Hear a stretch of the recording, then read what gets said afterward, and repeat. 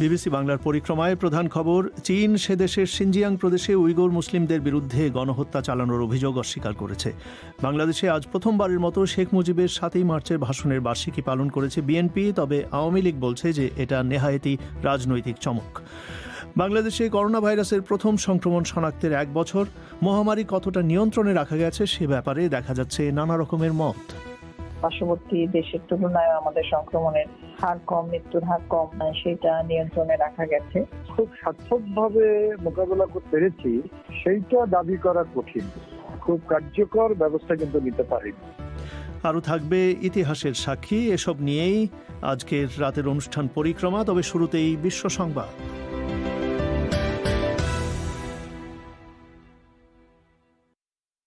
BBC Bangla খবর পড়ছে মাসুদ হাসান খান। চীন সে দেশের সিনজিয়াং প্রদেশে জাতিগত উইঘুর মুসলিমদের বিরুদ্ধে গণহত্যা চালানোর অভিযোগ অস্বীকার করেছে। চীনের বার্ষিক পার্লামেন্টারি অধিবেশনের সময় এক সংবাদ সম্মেলনে পররাষ্ট্রমন্ত্রী ওয়াং ই বলেছেন, এরকম ভ্রান্ত অভিযোগ আর কিছুই হতে পারে না। ওই প্রদেশের লক্ষ লক্ষ উইঘুরকে বন্দি শিবিরে আটক করে রাখার অভিযোগ প্রত্যাখ্যান করে চীন বলে থাকে যে এগুলো হচ্ছে পুনঃপ্রশিক্ষণ শিবির, যেগুলোর লক্ষ্য উগ্রপন্থা ও বিচ্ছিন্নতাবাদ দমন এবং চীনা ভাষা ও কর্মসংস্থানের প্রশিক্ষণ দেয়া। মিয়ানমারে সামরিক অভ্যুত্থানের বিরুদ্ধে বিক্ষোভকারীদের ওপর আজ আবারও গুলিবর্ষণের ঘটনা ঘটেছে। বিভিন্ন শহরে আজ বিপুল সংখ্যক লোক রাস্তায় নেমে বিক্ষোভ প্রদর্শন করে। এর মধ্যে বাগান শহরে বিক্ষোভকারীদের ওপর পুলিশ গুলিবর্ষণ করে, তবে এতে আগ্নেয়াস্ত্রের গুলি ব্যবহৃত হয়েছে কিনা তা পরিষ্কার নয়। এই বিক্ষোভে গত কয়েকদিনে নিহত 50 জনেরও বেশি লোকের স্মরণে মিয়ানমারের দ্বিতীয় বৃহত্তম শহর মান্দালেতে এক বিরাট অবস্থান ধর্মঘট পালিত হয়। একজন ব্রিটিশ ইরানিয়ান নারী নাজনীন জাগারি র্যাটক্লিফকে 5 বছর কারাভোগের পর মুক্তি দিয়েছে ইরান। তবে তাকে সম্প্রতি দায়ের করা আরেকটি মামলায় আগামী সপ্তাহে আদালতে হাজিরা দেওয়ার জন্য বলা হয়েছে। মিসেস জাগারি র্যাটক্লিফের বিরুদ্ধে গুপ্তচর বৃত্তির অভিযোগ আনা হয়েছিল, যে অভিযোগ তিনি অস্বীকার করেন। সুইজারল্যান্ডে এক গণভোটে মুসলিম নারীদের বোরকা বা নিকাব সহ প্রকাশ্য স্থানে মুখ ঢাকা পোশাকের উপর নিষেধাজ্ঞা আরোপের এক প্রস্তাব সামান্য ব্যবধানে অনুমোদিত হয়েছে বলে আভাস পাওয়া যাচ্ছে। দক্ষিণপন্থী সুইস পিপলস পার্টি এই গণভোটের প্রস্তাব করেছিল। কিছু সমর্থক এরকম নিষেধাজ্ঞা নারীর সমানাধিকারের জন্য উপকারী হবে বলে মনে করলেও সরকার বলেছিল, একজন নারী কি পোশাক পরবে তা ঠিক করা রাষ্ট্রের কাজ নয়। সুইজারল্যান্ডের প্রায় 4 লক্ষ মুসলিমের মধ্যে মাত্র 30 জনের মতো নারী নিকাব পরে থাকেন বলে মনে করা হয়। ভারতে 100-রও বেশি লোককে 20 বছর আগে সন্ত্রাস দমন আইনে করা মামলার অভিযোগ থেকে অব্যাহতি দেওয়ার পর মানবাধিকার সংগঠনগুলো দ্রুত এবং জবাবদিহিতামূলক বিচার ব্যবস্থার আহ্বান জানিয়েছে। গুজরাটে 2001 সালে একটি ধর্মীয় সমাবেশে যোগদানরত 127 জন মুসলিমকে একটি নিষিদ্ধ সংগঠনের সদস্য বলে অভিযোগ করা হয়েছিল। তবে শনিবার একটি আদালত রায় দেয় যে রাষ্ট্রপক্ষ এসব অভিযোগের পক্ষে কোনো প্রমাণ দেখাতে পারেনি। অভিযুক্তদের 5 জন মারা গেছেন এবং অন্য অনেককে জামিন পাওয়ার আগে 1 বছর পর্যন্ত সময় কারাগারে থাকতে হয়েছিল। ইরাক সফররত পোপ ফ্রান্সিস আজ উত্তরাঞ্চলীয় কারাকোস শহরে ইসলামিক স্টেট জঙ্গিদের জ্বালিয়ে দেয়া একটি প্রাচীন গির্জায় সেখানকার খ্রিস্টানদের সাথে সাক্ষাৎ করেছেন। এই গির্জাটি এখন পুনর্নির্মাণ করা হচ্ছে। এর আগে ইরাক সফরের 3য় দিনে পোপ ফ্রান্সিস মসুল শহরে যুদ্ধ নিহতদের স্মরণে এক প্রার্থনায় যোগ দেন। ইরাক এবং মধ্যপ্রাচ্যের অন্যান্য জায়গা থেকে খ্রিস্টানদের দেশ ত্যাগ থামানোর জন্য পোপ ফ্রান্সিস আহ্বান জানান। বিবিসি বাংলার পরিক্রমা অনুষ্ঠানে আপনাদের সবাইকে আরেকবার স্বাগত জানাচ্ছি। আমি পুলক গুপ্ত। চীনের সিনজিয়াং প্রদেশে জাতিগত উইগুর মুসলিমদের বিরুদ্ধে গণহত্যা চালানোর অভিযোগ অস্বীকার করেছেন চীনের পররাষ্ট্রমন্ত্রী। দেশটির বার্ষিক পার্লামেন্টারি অধিবেশনের সময় এক সংবাদ সম্মেলনে পররাষ্ট্রমন্ত্রী মিস্টার ওয়াং ই এক সংবাদ সম্মেলনে বলেন যে এরকম ভ্রান্ত অভিযোগ আর কিছুই হতে পারে না। চীনের বিরুদ্ধে অভিযোগ যে ওই প্রদেশের লক্ষ লক্ষ উইগুরকে বন্দি শিবিরে আটক করে রাখা হয়েছে। আরও শুনুন মুন্নি আক্তারের কাছে। চীনের বার্ষিক জাতীয় কংগ্রেস চলার সময় প্রতি বছরই দেশটির পররাষ্ট্রমন্ত্রী একটি সংবাদ সম্মেলন করে থাকেন, যা ফলাও করে প্রচার করা হয়। সেই এক সংবাদ সম্মেলনে পররাষ্ট্রমন্ত্রী ওয়াং ই এবার চীনের পররাষ্ট্রনীতির বিভিন্ন দিক নিয়ে নানা প্রশ্নের জবাব দেন। সেখানে তিনি বলেন, শিনজিয়াং প্রদেশের উইঘুর মুসলিম সংখ্যালঘুদের ওপর চীন গণহত্যা চালাচ্ছে এরকম ভ্রান্ত ও অবাস্তব অভিযোগ আর কিছুই হতে পারে না। শিনজিয়াং প্রদেশে উইঘুর বন্দি শিবিরগুলো নিয়ে গত বেশ কয়েক বছর ধরেই আন্তর্জাতিক সংবাদ মাধ্যমে বহু খবর প্রচারিত হয়েছে। 2018 সালের অগাস্ট মাসে জাতিসংঘের একটি কমিটি বলেছে যে এসব শিবিরে 10 লাখের মতো উইঘুর মুসলিম এবং অন্যান্য সংখ্যালঘু জাতিসত্তার লোকদের বন্দি শিবিরে রাখা হয়েছে। মানবাধিকার সংগঠনগুলো বলছে এসব শিবিরে তাদের মগজ ধোলাই করা হচ্ছে। অভিযোগ উঠেছে জোর করে বন্ধ্যাকরণ এবং পিতামাতার কাছ থেকে ছেলে মেয়েদের আলাদা করে রাখারও। জানুয়ারি মাসেই যুক্তরাষ্ট্র বলেছে এসব কর্মকাণ্ড গণহত্যার সংজ্ঞার মধ্যে পড়ে। কিন্তু চীনা কর্মকর্তারা বলছেন এসব শিবিরের উদ্দেশ্য উগ্রপন্থা, সন্ত্রাসবাদ এবং বিচ্ছিন্নতাবাদ দূর করা এবং উইঘুরদের এসব শিবিরে রেখে নতুন করে শিক্ষা, কর্মসংস্থান এবং পুনর্বাসনের ব্যবস্থা করা হচ্ছে। আজকের সংবাদ সম্মেলনে ওয়াং ই বলেন, গণহত্যার অভিযোগটি হচ্ছে সম্পূর্ণ মিথ্যা গুজব, যা ছড়ানোর পেছনে হীন উদ্দেশ্য কাজ করছে। একই সাথে তিনি মিয়ানমারে সাম্প্রতিক অভ্যুত্থান সত্ত্বেও সামরিক বাহিনীর নিন্দা না করা এবং হংকংয়ের নির্বাচনী আইনে পরিবর্তনের সমর্থনে যুক্তি তুলে ধরেন। মুন্নি আক্তার। বাংলাদেশের প্রধান বিরোধী দল বিএনপি স্বাধীনতার সুবর্ণ জয়ন্তী পালনের অংশ হিসেবে এই প্রথমবারের মতো ঐতিহাসিক 7ই মার্চ পালন করেছে। প্রতিষ্ঠার 43 বছরে এই দলটি এই প্রথমবারের মতো দিনটিকে ঘিরে আনুষ্ঠানিক কোনো কর্মসূচি পালন করল। বিকেলে ঢাকার প্রেসক্লাবে এক আলোচনা সভায় বিএনপির নেতারা বলেন যে 1971 সালের 7ই মার্চ শেখ মুজিবের ভাষণ মানুষকে উদ্দীপ্ত করেছিল। বিএনপির এই কর্মসূচিকে আওয়ামী লীগের কোনো নেতা স্বাগত জানালেও একে রাজনৈতিক চমক বলে আখ্যা দিয়েছেন দলটির সাধারণ সম্পাদক ওবায়দুল কাদের। ঢাকা থেকে সঞ্জনা চৌধুরী। এবারে সংগ্রাম আমাদের মুক্তির সংগ্রাম, এবারে সংগ্রাম স্বাধীনতার সংগ্রাম। 1971 সালের 7ই মার্চ ঢাকায় তৎকালীন রেসকোর্স ময়দানে ঐতিহাসিক ভাষণ দিয়েছিলেন শেখ মুজিবুর রহমান। বলা হয়, বাংলাদেশের মুক্তি সংগ্রামের ইতিহাসে এই ভাষণটি বাঙালিকে ব্যাপকভাবে অনুপ্রাণিত করেছিল। প্রতি বছর আওয়ামী লীগ ও এর অঙ্গ সংগঠনগুলো এই দিনটি বিশেষ মর্যাদায় পালন করলেও বিএনপি এবারই প্রথম দিনটিকে ঘিরে কর্মসূচি পালন করে, যা ব্যাপক আলোচনার জন্ম দিয়েছে।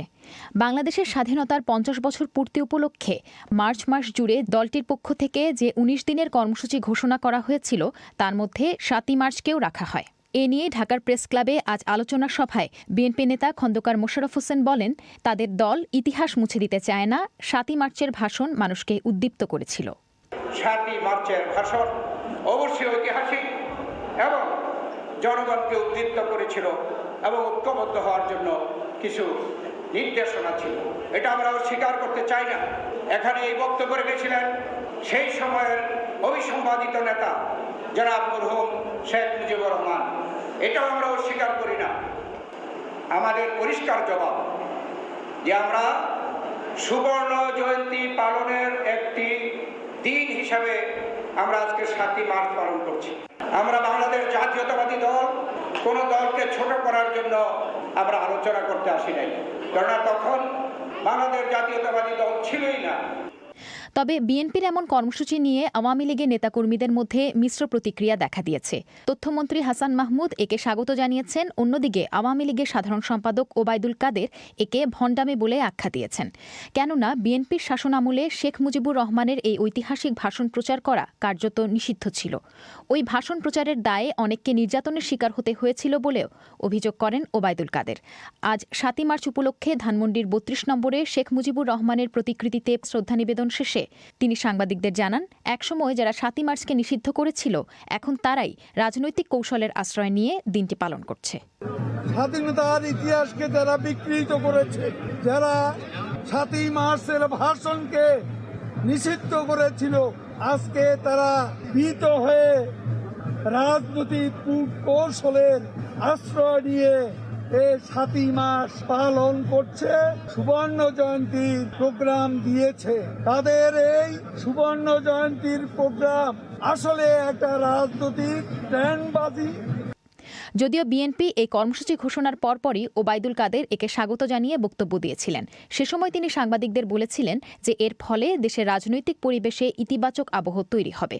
তবে বিএনপি তাদের আজকের আলোচনা সভা থেকে ৭ই মার্চের ঐতিহাসিক তাৎপর্যের বিষয়টি স্বীকার করলেও তাদের বক্তব্যের বড় অংশ জুড়েই ছিল ক্ষমতাসীন সরকারের সমালোচনা। বিএনপির মহাসচিব মির্জা ফখরুল ইসলাম আলমগীর বলেন, বর্তমান রাজনৈতিক প্রেক্ষাপটে একটি দলীয় ধারণা চাপিয়ে দেওয়ার চেষ্টা করা হচ্ছে। আজকে বাংলাদেশের যে রাজনৈতিক প্রেক্ষাপট, সেই প্রেক্ষাপটে সত্যকে সম্পূর্ণভাবে এড়িয়ে গিয়ে একটা দলীয় ধারণা এই জাতির উপরে চাপিয়ে দেওয়া হচ্ছে। আওয়ামী লীগ অত্যন্ত সুপরিকল্পিতভাবে এই নতুন প্রজন্মকে সেই ইতিহাস থেকে বঞ্চিত করে তাদেরকে একটা ভ্রান্ত ইতিহাস দিচ্ছে, একটা ধারণা দিচ্ছে যে একটাই মাত্র দল, একজনই মাত্র ব্যক্তি যারা এই দেশের সব কিছু এনে দিয়েছে। আমরা সেই ধারণাটার সত্যটা তুলে ধরতে চাই। প্রতিষ্ঠার পর এই প্রথমবারের মতো ৭ই মার্চে কোনো কর্মসূচি পালন করল বিএনপি। শেখ মুজিবুর রহমানের ঐতিহাসিক এই ভাষণটির তাৎপর্য আছে বলেই ২০১৭ সালে ইউনেস্কো এই ভাষণটিকে বিশ্বের গুরুত্বপূর্ণ প্রামাণ্য ঐতিহ্য হিসেবে স্বীকৃতি দিয়েছে বলে দলের নেতারা উল্লেখ করেন। সঞ্জনা চৌধুরী। শ্রোতাদের জানিয়ে রাখি, আগামীকাল ৮ই মার্চ থেকে শুরু হচ্ছে বিবিসি বাংলার নতুন টেলিভিশন অনুষ্ঠান বাংলাদেশ ট্রেন্ডিং, যা দেখতে পাবেন আপনারা প্রতি সোমবার রাত ৯টা ৩৫। আরে দারুণ ব্যাপার তো। কি ট্রেন করছি আমি। মানে কি? মাশরাফির জায়গায় কি এবার আপনি ডাক পেলেন? আমার বোলিং দেখেছেন? তাও ঠিক। তাহলে কি? বিবিসিতে আমার নতুন শো বাংলাদেশ ট্রেন্ডিং। ওয়াও, কি থাকছে সেখানে? এই যে অনলাইনে এত আলাপ আলোচনা, এর কোনটা ঠিক আর কোনটি গুজব। আপনি একাই? প্যানেলিস্ট থাকবে কিছু, ট্রেন্ডিং সব ইস্যু নিয়ে জমে আলাপ হবে। কিভাবে দেখবো সেটা? প্রতি সপ্তাহে চ্যানেল আইতে এবং পরে ইউটিউবে। যেটাই ট্রেন্ডিং হোক সেটা নিয়েই আমাদের বাংলাদেশ ট্রেন্ডিং। বাংলাদেশে করোনা ভাইরাসের প্রথম শনাক্তের ১ বছরের মাথায় দেশে করোনা ভাইরাস রোগীর সংখ্যা ৫.৫ লাখ ছাড়িয়ে গেল, আর মৃত্যু হয়েছে প্রায় ৮,৫০০ মানুষের। এই ভয়াবহ ভাইরাসটি বাংলাদেশে শনাক্ত হবার পর গত ১ বছরের সংক্রমণ সামলাতে দেশটি কতটা সফল হয়েছে। পৃথিবীর বিভিন্ন দেশে যখন ভাইরাসের নতুন নতুন মিউটেশন ছড়াবার খবর আসছে, তার মধ্যেই টিকাদান কার্যক্রমে বাংলাদেশের কর্তৃপক্ষ ভবিষ্যৎ পরিস্থিতি বা কতটা নিয়ন্ত্রণ করতে পারবে। ঢাকা থেকে সাইদুল ইসলাম। বাংলাদেশে গত বছরের ৮ই মার্চ প্রথম একজন রোগী শনাক্ত হল। বছর শেষে সেই সংখ্যা দাঁড়িয়েছে ৫,৫০,৩৩০ জনে, আর মৃত্যু হয়েছে ৮,৪৬২ জনের। বাংলাদেশের স্বাস্থ্য অধিদপ্তরের অতিরিক্ত মহাপরিচালক ডাক্তার নাসিমা সুলতানা বলছেন, প্রতিবেশী অন্যান্য অনেক দেশের তুলনায় বাংলাদেশের পরিস্থিতি ভালোভাবেই সামাল দিয়েছেন বলে তারা মনে করেন। পার্শ্ববর্তী দেশের তুলনায় আমাদের সংক্রমণের হার কম, মৃত্যুর হার কম, সেটা নিয়ন্ত্রণে রাখা গেছে। সবাই মিলে একসাথে কাজ করা, এই স্বাস্থ্যবিধি মেনে চলা, যেটা মাস্ক পরা, এটা করার কারণেই সংক্রমণ কিছুটা নিয়ন্ত্রণে, মানে অন্যান্য দেশের তুলনায় আমাদের নিয়ন্ত্রণে ছিল এবং প্রতিরোধ করতেও সক্ষম হয়েছে আর কি। তাছাড়াও আমাদের সার্বিক ব্যবস্থাপনা, আমাদের একেবারে উপজেলা পর্যায়ে, প্রান্তিক পর্যায়ে পর্যন্ত আইসোলেশন, কোয়ারেন্টাইন, এইগুলোর ব্যবস্থাপনা, পয়েন্ট অফ এন্ট্রিতে যে ব্যবস্থাপনা, সেগুলো যথাযথভাবে করার চেষ্টা করা হয়েছে সব জায়গায়। এগুলোর জন্যই আমাদের সংক্রমণের হার সেটা তো নিয়ন্ত্রণে ছিল। তবে লকডাউন ও কোয়ারেন্টিন কার্যকরে দুর্বলতা, মাস্ক ব্যবহারে বাধ্য করতে না পারা আর জনগণের সচেতনতার অভাবের কারণে এই সফলতার দাবি নিয়ে সংশয় রয়েছে বিশেষজ্ঞদের অনেকের মধ্যে। করোনা ভাইরাসের পরীক্ষা নিয়ে অনিয়ম, জালিয়াতি ও হয়রানির অভিযোগ উঠেছে গত ১ বছর জুড়ে। বিশেষজ্ঞদের অনেকেই মনে করেন, করোনা ভাইরাস পরিস্থিতি নিয়ন্ত্রণের যে চিত্র এখন দেখা যাচ্ছে, সেখানে পুরো চিত্রটি আসছে না। জনস্বাস্থ্য বিশেষজ্ঞ ডাক্তার বেনজির আহমেদ বলছেন, প্রথম থেকেই পরিস্থিতি সামলানোর ক্ষেত্রে অনেক গলদ রয়ে গেছে। আসলে আমরা খুব সার্থকভাবে মোকাবেলা করতে পেরেছি, সেইটা দাবি করা কঠিন। আমরা যদি বিমানটা আগে বন্ধ করতে পারতাম বাংলাদেশে, এটা যদি ২ সপ্তাহে আগে বন্ধ করতে পারতাম, তার একটা তাৎপর্যপূর্ণ ইম্প্যাক্ট পড়তো আমাদের সংক্রমণ নিয়ন্ত্রণে। ঠিক একইভাবে আমরা যদি কোয়ারেন্টাইন বলি, যে প্রথম উহান থেকে আসলো, আমরা কোনো মতো হসপিটালে কোয়ারেন্টাইন করেছি, কিন্তু ইতালি থেকে যখন আসলো আমরা তো পরে সময় পেয়েছিলাম, তাদের কিন্তু আমরা কোয়ারেন্টাইনটা ঠিক মতো করতে পারলাম না। তারপর যখন লকডাউনটা হয়, সেটাও কিন্তু যখন সংক্রমণের ঊর্ধ্বগতি সেই মে মাসের 31 তখন কিন্তু আমরা হঠাৎ করে সেই যোগাযোগ লকডাউন আমরা উঠিয়ে নিলাম। তার মানে এই জায়গাগুলোতে কোনো জায়গাগুলোতেই আমরা খুব কার্যকর ব্যবস্থা কিন্তু নিতে পারিনি। বিশেষজ্ঞরা বলছেন এখনই সন্তোষ প্রকাশ না করে করোনা ভাইরাসের মতো সংক্রমণ রোধে সামনের বছরও আরও দীর্ঘমেয়াদী পরিকল্পনা নেওয়া উচিত। গত মাস থেকে বাংলাদেশে করোনা ভাইরাস প্রতিরোধে কোভিশিল্ড টিকা দেওয়ার কার্যক্রম শুরু হয়েছে। কর্মকর্তারা আশা করছেন টিকার কার্যক্রম সফল হলে করোনা ভাইরাসের সংক্রমণ অনেকটাই কমিয়ে আনা সম্ভব হবে। তবে রবিবার পর্যন্ত 50 লাখ মানুষ টিকা দিতে নিবন্ধন করেছেন, যা প্রত্যাশার তুলনায় কম। তবে বাংলাদেশে আগামী 6 মাস জুড়ে যে পরিমাণ টিকা দেওয়ার পরিকল্পনা করা হচ্ছে, জনসংখ্যার তুলনায় তা এখনও বেশ কম। অধ্যাপক নাসিমা সুলতান অবশ্য বলছেন পর্যায়ক্রমে তারা টিকার পরিধি আরও বাড়াবেন। 18 বছরের নিচে তো এখন পর্যন্ত গবেষণা কাজ সম্পূর্ণ হয় নাই। 16 কোটি মানুষের মধ্যে 18 বছরের নিচের জনগোষ্ঠীকে বাদ দিয়েই জনসংখ্যাটা ধরতে হবে। এখন আমরা প্রাথমিকভাবে 40 এবং অগ্রাধিকার ভিত্তিতে যেই ক্যাটাগরিগুলো আছে সেই ক্যাটাগরির এবং 40 মানুষকে আমরা ধরছি। এই মানে প্রথম যে দিকে টিকাগুলো এগুলো তারাই পাবে না। পরবর্তীতে যদি আরো টিকা এনশিওর করা যায় বা নিশ্চিত করা যায়, তখন এটার পরিধিটা আরো বাড়ানো হবে।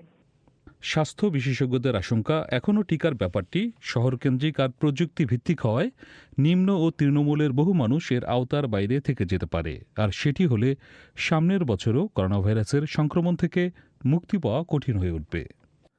সাইদুল ইসলাম। আপনারা শুনছেন পরিক্রমা, এবারে ইতিহাসের সাক্ষী।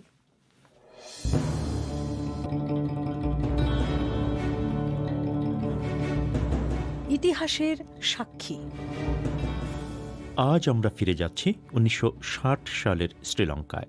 দেশটি তখন পরিচিত সিলোন নামে। সে বছর দেশটির প্রধানমন্ত্রী নির্বাচিত হলেন সিরিমাবো বন্দরনায়িকা। তিনি ছিলেন বিশ্বের প্রথম নারী প্রধানমন্ত্রী। স্বামী সলোমন বন্দরনায়িকা নিহত হওয়ার পর রাজনীতিতে এসেছিলেন তিনি। সিরিমাবো বন্দরনায়িকার মেয়ে সুনেত্রার সঙ্গে কথা বলে ইতিহাসের সাক্ষীর এই পর্বটি তৈরি করেছেন ফারহানা হায়দার।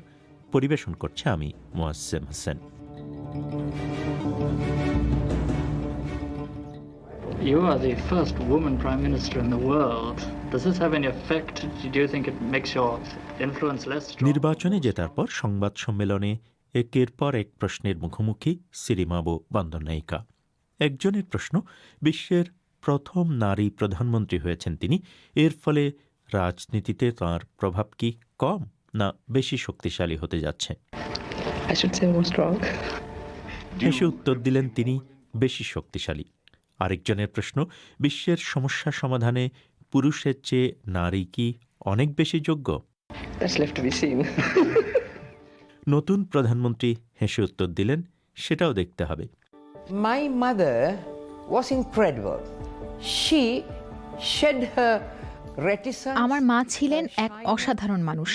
তিনি তার চাপা স্বভাব আর লাজুক স্বভাব ঝেড়ে ফেলে সামনে এগিয়ে আসলেন। তিনি সব ধরনের রাজনৈতিক মঞ্চে এসে কথা বললেন। সিরিমাবো বন্দরনায়িকার জন্ম হয়েছিল এক বিখ্যাত সিংহলি পরিবারে। তার স্বামী ছিলেন একজন উচ্চাকাঙ্ক্ষী রাজনীতিক। পড়াশোনা করেছিলেন যুক্তরাজ্যের অক্সফোর্ড বিশ্ববিদ্যালয়ে। 1940 সালে তারা যখন বিয়ে করেন, সলোমন বন্দরনায়িকা তখন মন্ত্রী। তাদের ছিল 3 সন্তান। সুনেত্রা তাদের বড় মেয়ে। স্বামীর মৃত্যুর আগে পর্যন্ত সিরিমাবো মূলত নানা ধরনের সমাজ কল্যাণ কাজেই নিজেকে নিয়োজিত রেখেছিলেন। 1955 সালে সলোমন বন্দরনায়িকা তাঁর জাতীয়তাবাদী শ্রীলঙ্কা ফ্রিডম পার্টি থেকে প্রধানমন্ত্রী নির্বাচিত হলেন। এর মাত্র 8 বছর আগে শ্রীলঙ্কা 150 বছরের ব্রিটিশ ঔপনিবেশিক শাসন থেকে স্বাধীনতা লাভ করেছে। 1959 সালের সেপ্টেম্বরে এক বৌদ্ধ ভিক্ষু সলোমন বন্দরনায়িকাকে গুলি করে হত্যা করলেন। The day my father was assassinated, he was taken to the hospital, but there was blood splattered. যেদিন আমার বাবাকে গুলি করা হয়, সেদিন তাকে হাসপাতালে নিয়ে যাওয়া হয়েছিল। সেদিন আমাদের বাড়ির সর্বত্র রক্ত ছড়ানো। আমরা সবাই একটা প্রচণ্ড শকের মধ্যে আছি। আমার মা তখন মানসিকভাবে পুরোপুরি বিধ্বস্ত। আততায়ী যখন বাড়িতে ঢুকে আমার বাবার দিকে কয়েক রাউন্ড গুলি করে, তখন সেই রুমে ছিলেন আমার মা। তিনি এই ঘটনায় মানসিকভাবে ভেঙে পড়েছিলেন। 1959 সালের 26শে সেপ্টেম্বর মিস্টার বন্দরনায়িকা হাসপাতালে মারা গেলেন। কিন্তু স্বামীর মৃত্যুতে শোক করার জন্য খুব বেশি সময় পেলেন না সিরিমাবো বন্দরনায়িকা। The party was rudderless and leaderless. So there was a lot of pressure on my mother, Mrs. তখন দল একেবারে নেতৃত্বহীন, দিক নির্দেশনাহীন। তখন আমার মা সিরিমাভো বন্দরনায়িকার ওপর চাপ তৈরি হলো দলের নেতৃত্ব গ্রহণের জন্য। স্বামীর মৃত্যুর পর রাজনীতিতে যাওয়ার কোনো ইচ্ছাই আমার মায়ের ছিল না। তখন তার 3 সন্তান পিতৃহীন। তিনি তার পুরোটা সময় এই 3 সন্তানকে বড় করার জন্য দেবেন বলে ঠিক করেছেন। কিন্তু তখন দল থেকে এবং সাধারণ মানুষের দিক থেকে এমন একটা চাপ তৈরি হলো যে তাকে শেষ পর্যন্ত রাজি হতে হলো। তিনি বুঝতে পারলেন এটি তার দায়িত্ব। পরের বছর নির্বাচনী প্রচারাভিযানের সময় মিসেস বন্দরনায়িকা তাঁর স্বামীর সমাজতান্ত্রিক নীতি অব্যাহত রাখবেন বলে অঙ্গীকার করলেন। শ্রীলঙ্কা ফ্রিডম পার্টি নির্বাচনে বিপুলভাবে জয়ী হল। But I remember we were all gathered around the radio. So finally, when it was clear that her party... যখন এটা পরিষ্কার হয়ে গেল যে তার দল বিজয়ী হয়েছে, তিনি খুবই খুশি হলেন। কিন্তু তখন একটা পর্যায়ে তার 3 সন্তান হিসেবে আমাদের মনে হলো, হায় ঈশ্বর, আমরা আমাদের বাবাকে হারিয়েছি রাজনীতির কারণে, এখন কি আমরা আমাদের মাকেও হারাতে চলেছি? তবে আমাদের মা নিশ্চিত করলেন যে তিনি আমাদের সঙ্গেই থাকবেন, তিনি সবসময় আমাদের সাথে থাকবেন। প্রধানমন্ত্রী হিসেবে পরবর্তী 4 বছর মিসেস বন্দরনায়িকা তার স্বামীর সমাজতান্ত্রিক সংস্কার কর্মসূচি অব্যাহত রাখলেন। তিনি বরং আরও এক ধাপ এগিয়ে গেলেন। ব্যাংক অব সিলোনকে জাতীয়করণ করা হলো পিপলস ব্যাংক নামে। স্কুলগুলোকে ধর্মনিরপেক্ষ নীতির অধীনে রাষ্ট্রীয় নিয়ন্ত্রণে আনা হলো। তবে তার ঐতিহাসিক বিজয়ে সবাই খুশি ছিল না। The reaction in the party, the Sri Lanka Freedom Party, was jubilation. But দলের মধ্যে তার বিজয়ে ব্যাপক উল্লাস দেখা গিয়েছিল, কিন্তু এটা বলতেই হবে, দেশের দক্ষিণপন্থী প্রতিক্রিয়াশীল গোষ্ঠী তাকে নিয়ে কাদা ছোড়াছুড়ি শুরু করলো। তাকে নিয়ে যেসব নোংরা কথা বলা সম্ভব সেগুলো বলতে শুরু করলো। তারা প্রশ্ন করতে শুরু করলো, একজন নারী কিভাবে একটা রাজনৈতিক দলের নেতৃত্ব দিতে পারে। এসব সমালোচনার জবাবে সিরিমাবো বন্দরনায়িকার প্রতিক্রিয়া কী ছিল? oh, my mother was a remarkable person. She was utterly unruffled. Her party... আমার মা ছিলেন খুবই অসাধারণ একটা মানুষ। তিনি এসবে মোটেই বিচলিত হননি। তার দল, দলের লোকজন, তারা বেশ বিচলিত হয়ে পড়েছিল। পুরুষদের অনেকে ছিল বিব্রত। কিন্তু আমার মা বললেন, এসব নিয়ে চিন্তা করো না। তিনি তার কাজ অব্যাহত রাখলেন। সিরিমাবো বন্দরনায়িকার স্বামীর রাজনৈতিক সাফল্যের পেছনে গুরুত্বপূর্ণ যে বিষয়টি কাজ করেছিল তা হল শ্রীলঙ্কায় ইংরেজির পরিবর্তে সিংহলি ভাষাকে রাষ্ট্রীয় ভাষা করার অঙ্গীকার। মিসেস বন্দরনায়িকা তাঁর স্বামীর সেই অঙ্গীকার বাস্তবায়ন করলেন। কিন্তু এই পদক্ষেপের ফলে শ্রীলঙ্কার তামিল সংখ্যালঘুদের সঙ্গে বিভেদের বীজ রোপিত হল। তবে আন্তর্জাতিক অঙ্গনে তিনি প্রথম থেকেই বেশ গুরুত্বপূর্ণ ছাপ রাখতে শুরু করলেন। তিনি হয়ে উঠলেন উন্নয়নশীল দেশগুলোর সবচেয়ে সুপরিচিত এক নেতা। The first woman premier is Mrs. Bandaranaike of Ceylon. She came across in a very strong way when she was negotiating one-to-one with leaders of other countries. তিনি যখন অন্যান্য দেশের এক একজন নেতার সঙ্গে মুখোমুখি বৈঠকে আলোচনায় বসেছেন, তখন তিনি নিজেকে একজন বলিষ্ঠ নেতা হিসেবে প্রমাণ করেছেন। বিশেষ করে ভারত আর চীনের মধ্যে দ্বন্দ্বের সময়, মধ্যস্থতার সময় তিনি দুপক্ষকেই ভদ্রভাবে জানিয়েছেন, এখন যুদ্ধে যাওয়ার সময় নয়, যে কোনো বিষয় শান্তিপূর্ণভাবে মীমাংসা করা সম্ভব। আর এসব ভূমিকায় পুরুষরা নিশ্চয়ই কিছুটা লজ্জা পেয়েছিল। 1965 সালের সাধারণ নির্বাচনে মিসেস বন্দরনায়িকা হেরে যান। তবে 1970 সালে তিনি আবার ক্ষমতায় ফিরে আসেন। রাজনীতিতে তিনি আরও বেশি করে বামপন্থার দিকে ঝুঁকে পড়েন। তিনি অনেক ধরনের জিনিসের আমদানি নিষিদ্ধ করেন, চা বাগানগুলো জাতীয়করণ করেন। 1972 সালে তিনি তাঁর দেশকে প্রজাতন্ত্র ঘোষণা করেন। নতুন সংবিধানে তিনি দেশের নামও সিলোন থেকে পাল্টে শ্রীলঙ্কা করেন। The new constitution clearly broke away from the British hold and we became an independent... শ্রীলঙ্কার এই নতুন সংবিধান পরিষ্কারভাবেই ব্রিটিশদের নিয়ন্ত্রণ থেকে দেশকে মুক্ত করল। Democratic socialist Republic of Sri Lanka, এটি নিয়ে তিনি খুবই গর্বিত ছিলেন। আন্তর্জাতিকভাবে মিসেস বন্দরনায়িকা শ্রীলঙ্কাকে জোট নিরপেক্ষ আন্দোলনের এক গুরুত্বপূর্ণ সদস্যে পরিণত করলেন। She firmly believed that although we were a tiny country, we should not align ourselves to either of the superpowers তিনি দৃঢ়ভাবে বিশ্বাস করতেন যে যদিও শ্রীলঙ্কা একটি ক্ষুদ্র দেশ, তারপরও আমাদের যুক্তরাষ্ট্র বা সোভিয়েত ইউনিয়ন এই দুই পরাশক্তির কোনো একটির দিকে ঝুঁকে পড়া উচিত হবে না। 1969 সালে প্রথম জোট নিরপেক্ষ শীর্ষ সম্মেলন হলো। তখন হতে একদম 1976 সাল পর্যন্ত জোট নিরপেক্ষ আন্দোলনের 4 বা 5টি সম্মেলন হয়। এর প্রতিটি সম্মেলনে তিনি একটা কথা বলেছিলেন, আমি আপনাদের সামনে কথা বলছি একজন নারী হিসেবে, একজন মা হিসেবে। আমি আপনাদের সবাইকে বলবো যে কোনো পরমাণু যুদ্ধকে না বলুন, কারণ যখন যুদ্ধ হবে তখন নারী এবং শিশুদেরকেই সবচেয়ে বেশি ভুগতে হবে।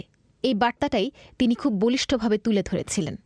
তবে আন্তর্জাতিক অঙ্গনে তাঁর এই অবস্থান সত্ত্বেও 1976 সাল নাগাদ নিজ দেশে মিসেস বন্দরনায়িকার জনপ্রিয়তা কম ছিল। বামপন্থীদের মধ্যেও তিনি সমর্থন হারাচ্ছিলেন। অর্থনীতিতে সংকট দেখা দিয়েছিল, জাতিগত বিভেদ মাথাচাড়া দিচ্ছিল। 1977 সালের নির্বাচনে তাঁর শোচনীয় পরাজয় ঘটল, কিন্তু ততদিনে তার 2 সন্তানের মধ্যে রাজনীতি নিয়ে বেশ উৎসাহ তৈরি হয়েছে। Amazingly, she didn't ever encourage any of the three of us to go into politics. Both my brother and sister took তিনি কখনোই 3 সন্তানের কাউকে রাজনীতিতে আসার জন্য উৎসাহিত করেননি। আমার ভাই এবং আমার বোন রাজনীতিতে জড়ালো এমনভাবে হাঁস যেভাবে পানিতে সাঁতার কাটে। আমার মা তার দ্বিতীয় সন্তান আমার বোন চন্দ্রিকাকে নিয়ে খুবই গর্ব অনুভব করতেন। খুবই ছোট বয়স থেকে চন্দ্রিকা রাজনীতিতে ভীষণ উৎসাহী ছিল। আমার মা দেখতে পেয়েছিলেন যে চন্দ্রিকার জন্মই হয়েছে যেন নেতা হওয়ার জন্য। 1994 সালে যখন প্রেসিডেন্ট নির্বাচন হবে, তখন আমার মা চন্দ্রিকাকে তার নিজের মেয়েকে শ্রীলঙ্কার ফ্রিডম পার্টির প্রেসিডেন্ট প্রার্থী হিসেবে বেছে নিলেন। The new president took her oaths of office in all 3 of the country's main languages. The chiefs of the armed forces, resplendent in full ceremonial dress, stood behind her. She was overjoyed when my sister became the president of Sri Lanka. She saw the আমার বোন তখন শ্রীলঙ্কার president হলো। তিনি খুশিতে আত্মহারা হয়ে গিয়েছিলেন। তার স্বামী যে উত্তরাধিকার রেখে গেছেন, যেটির হাল ধরেছিলেন তিনি, সেই মশাল যেন এখন চন্দ্রিকা হাতে নিয়ে পড়ল। বিজয়ের পর চন্দ্রিকা কুমারাতুঙ্গা তার মাকে সরকারের প্রধানমন্ত্রী নিয়োগ করলেন। এটি তখন মূলত একটি আলংকারিক পদে পরিণত হয়েছে। প্রথম প্রধানমন্ত্রী হওয়ার 40 বছর পর সিরিমাবো বন্দরনায়িকা 2000 সালের 10ই আগস্ট পদত্যাগ করলেন। এর ঠিক 2 মাস পর তিনি হার্ট অ্যাটাকে মারা যান। The world's first woman prime minister, Sirima Bandaranaike of Sri Lanka, has সেদিন শ্রীলঙ্কায় সাধারণ নির্বাচনের ভোট গ্রহণ করা হচ্ছিল। তিনি ভোট দিয়ে ফিরছিলেন। That day, my mother went to cast her vote, and she cast her vote for her সেদিন son, আমার মা ভোট দিতে Anura, গিয়েছিলেন। who was তার ছেলে আনুরা সেই নির্বাচনে দাঁড়িয়েছিল। তিনি ছেলে আনুরাকে ভোট দিয়ে কলম্বোতে বাড়ি ফিরছিলেন। তখন তিনি মারা যান। বিশ্বের প্রথম নারী প্রধানমন্ত্রী হতে পারার বিষয়টি তার কাছে বেশ গুরুত্বপূর্ণ ছিল। তিনি যে তার স্বামীর নীতি বাস্তবায়ন করতে পেরেছেন, এমনকি তার চেয়েও সামনে যেতে পেরেছেন, সেটা নিয়ে তিনি গর্বিত ছিলেন। her husband's policies and go even further in Sri Lanka as well as internationally. Sirimavo বন্দরনায়িকার স্মৃতিচারণ করছিলেন তাঁর মেয়ে সুনেত্রা।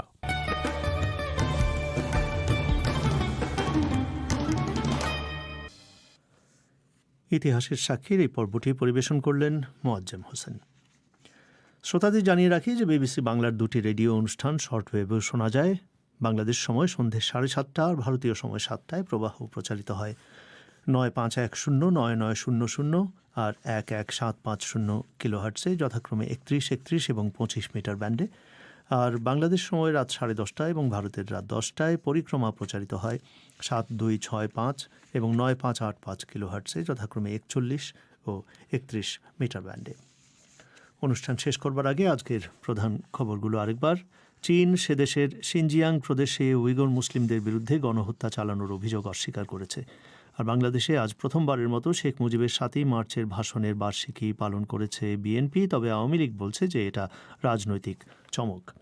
আর বাংলাদেশে করোনা ভাইরাসের প্রথম সংক্রমণের আজ 1 বছর পুরো হয়েছে, কিন্তু মহামারী পরিস্থিতি কতটা নিয়ন্ত্রণে রাখা সম্ভব হয়েছে সে নিয়ে নানাজনের মধ্যে নানা রকমের মত দেখা যাচ্ছে। শেষ করছি পরিক্রমা। পরবর্তী অধিবেশন প্রবাহ প্রচারিত হবে বাংলাদেশের সময় আগামীকাল সন্ধ্যে 7:30, ভারতের সময় 7টায়। শুনবেন আশা করে। আমি পুলক গুপ্ত আজকের মতো এখানেই বিদায় নিচ্ছি। ভালো থাকবেন। শুভরাত্রি। ধন্যবাদ।